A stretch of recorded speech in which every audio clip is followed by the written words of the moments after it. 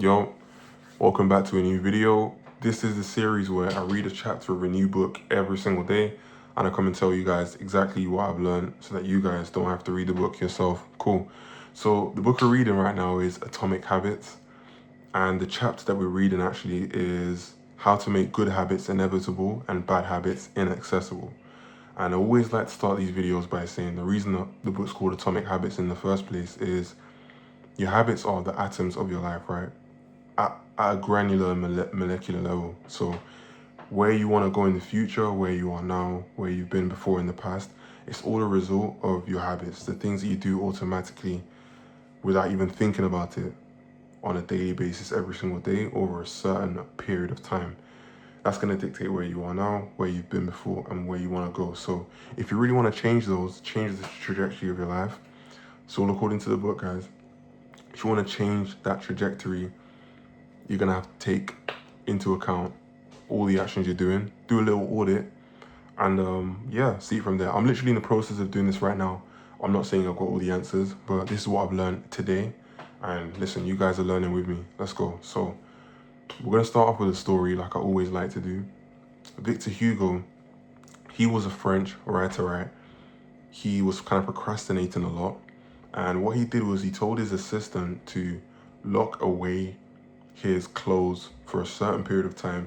He gave himself a deadline of when he wanted to finish the book, right? And he just locked in, went tunnel vision with it. And what happened?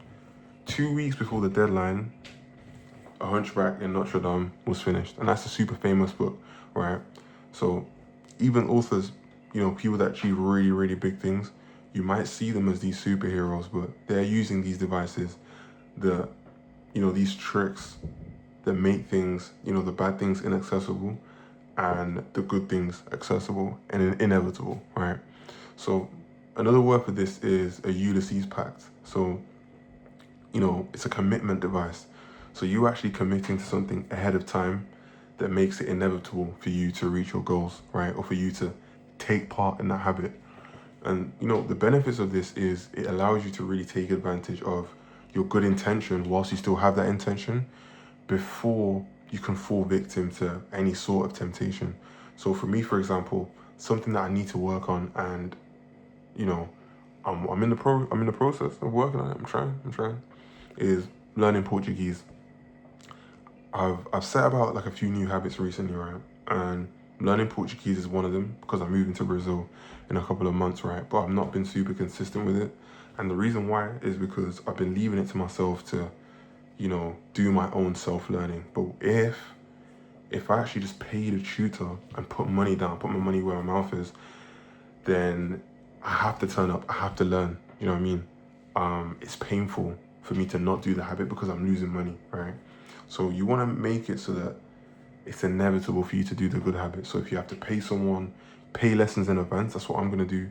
If you want to head to the gym, pay your personal trainer like 10 sessions in advance.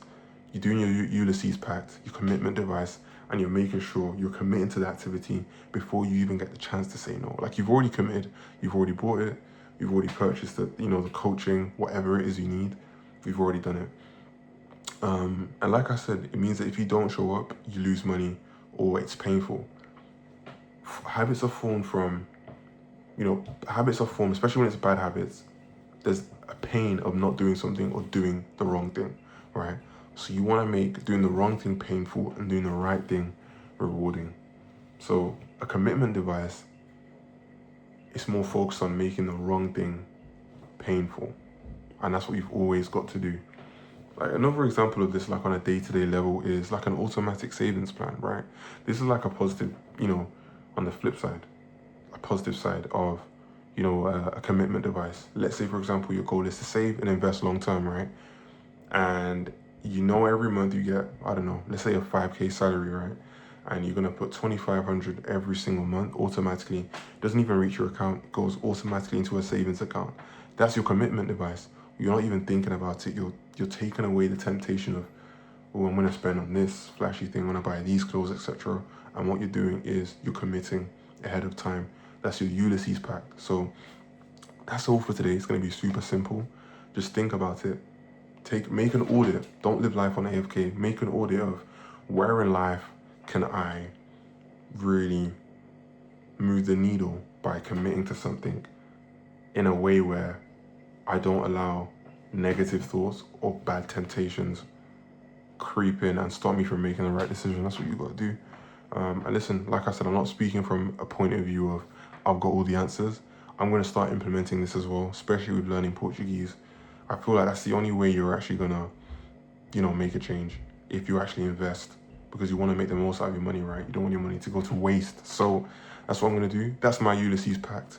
And it's a promise I'm making to you guys. End of the year, I'm going to make a full video in Brazilian Portuguese. I'm telling you, I said it here first. Let's go. See, that's another method of changing habits as well. I've told the world I'm going to do it now. You guys are my accountability partners. So yeah, man, let's do it. That's the video for today. Catch you tomorrow. If you're wondering why this is kind of peeling, I've just got a new tattoo, so it's in that healing phase.